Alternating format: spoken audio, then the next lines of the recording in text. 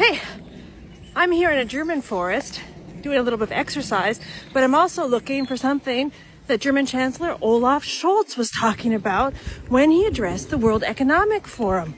He was talking about a Holzweg, a wooden path.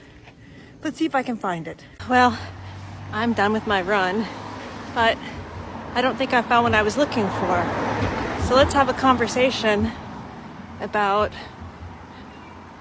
the target audience of politicians and what the meaning of the words they choose might be. Scholz was one of the only G7 leaders to speak at the World Economic Forum in Davos. He chose to speak in German, and he chose to use an expression that might be translated incorrectly in today's quick reaction social media environment. The German Chancellor was talking about globalization and how we're all more than ever interconnected. And everyone's beginning to feel that because of energy price hikes and the impending food shortage, which is a result of Russia's invasion of Ukraine.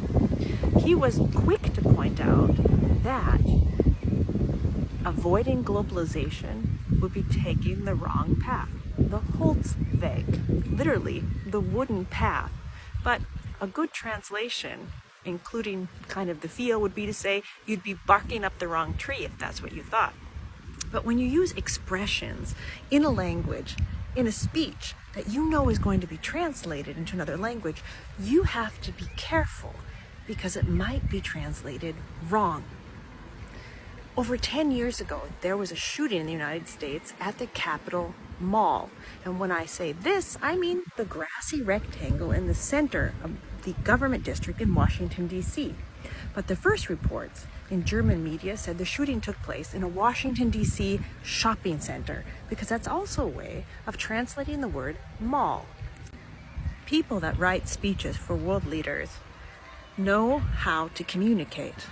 So in this case, the fact that Scholz chose to use a German expression that could have been translated incorrectly makes me wonder if his speech was more for an international audience or for the German domestic audience. Scholz and his coalition government have come under criticism for how they've handled the situation in Ukraine, not always sending clear signals, and German population seems to be divided about whether or not Germany should send more heavy weapons to Ukraine and how they should do it, or if more weapons will just mean more deaths. A good takeaway from this example is if you're speaking Ukrainian or German and you think your words are going to be translated, it makes sense to use simple language where there'll be no mistake in the translation, because your priority is to communicate, to share information. And the more simple your way of expressing your ideas, the more people will understand it.